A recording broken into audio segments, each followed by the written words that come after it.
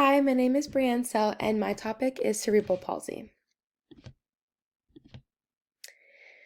So, cerebral palsy is a neurodevelopmental disorder, and it's caused by abnormalities or damage inside the brain that impacts the ability to maintain posture, control movement, and balance. But it does have a wide range of symptoms, and it ranges in severity. So, you could have someone who is completely verbal, can walk independently, can feed themselves, wash themselves, dress themselves. But you could also have someone who can't do either any of those things, need a motorized wheelchair to get around, and also can be nonverbal. And that is due to where in the brain it affects. So here in the highlighted yellow are places where the brain can be affected by these abnormalities. Or where it can be damaged. And then, depending on where it is damaged, controls what part of your body is affected as well. So there's hemiplegia, diplegia, quadriplegia, and athetoid. So, prevalence and epidemiology. So, it is the most common motor disability in childhood. It ranges from 1 to 4 per 1,000 live births or 1,000 children. And if you had a child that was preterm or at a low birth weight, then your child has a higher risk of developing cerebral palsy. Um, about 764,000 children and adults currently have CP, and 500,000 children under the age of 18 have CP. It's estimated that about 10,000 babies born each year will also have CP. So, CP is diagnosed by brain image testing, EEGs, EMGs, blood tests, and genetic testing. For genetic testing, it can be genetic, and that would be caused by a rare mutation, and that's about 14% of people who have cerebral palsy. Unfortunately, there is no cure for cerebral palsy, but medications and treatments.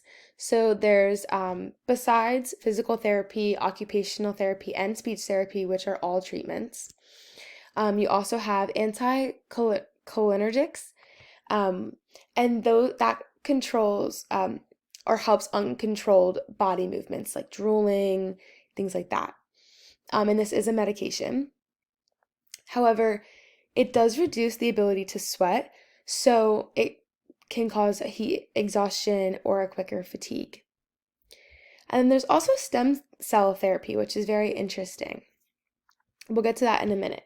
First, I want to go over this chart here at the bottom. So this is showing the age of suspected CP in the dark gray, and then the age at which that individual was actually diagnosed with CP. So you can see it's suspected, early, but not a lot are diagnosed. But that changes over as they get older. So going back to the stem cell therapy, so stem cell therapy is when the stem cells are inserted and they go in the brain, and once they make contact with the damaged portion, they kind of transform, and they help with nerve damage, tissue damage, and also pain. So this is showing improvements in diplegic CP after cellular therapy. So the blue is how many were affected, and the pink is then how many were improved. And for having no cure for this disease, this is an amazing outcome with these different um, uh, things that you can do, like with speech. Balance is improved immensely with cellular therapy. Same thing with walking balance, standing balance, even speech. So that's fantastic. And then this chart is showing how much of an improvement. And about half see moderate improvement who do get the stem cell therapy, which is great. So, how does cerebral palsy affect the exercise response?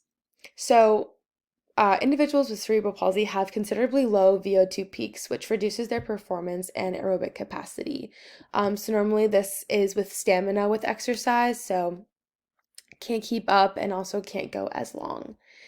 Spasticity, so muscle tightness, muscle stiffness, that can affect um, how you're exercising, whether you're doing the movements correctly or not, because of the stiffness in your muscles. You may not be doing, or that individual may not be performing that exercise correctly. Muscle weakness, and that impacts the ability to sustain physical activity over time. So again, getting fatigued quicker because their muscles don't have that stamina, that endurance to withstand that. Balance as well. So exercises that challenge balance and coordination may be more difficult and require additional support or modifications. So whether that be maybe holding on to something or you holding them while they do a balance exercise. And then individuals with CP have a higher energy expenditure when exercising, and that leads to a quicker fatigue, right? Because that is caused, they have a higher energy expenditure because of the muscle weakness, the lack of balance, the lower VO2, that all ties into that. So that affects it.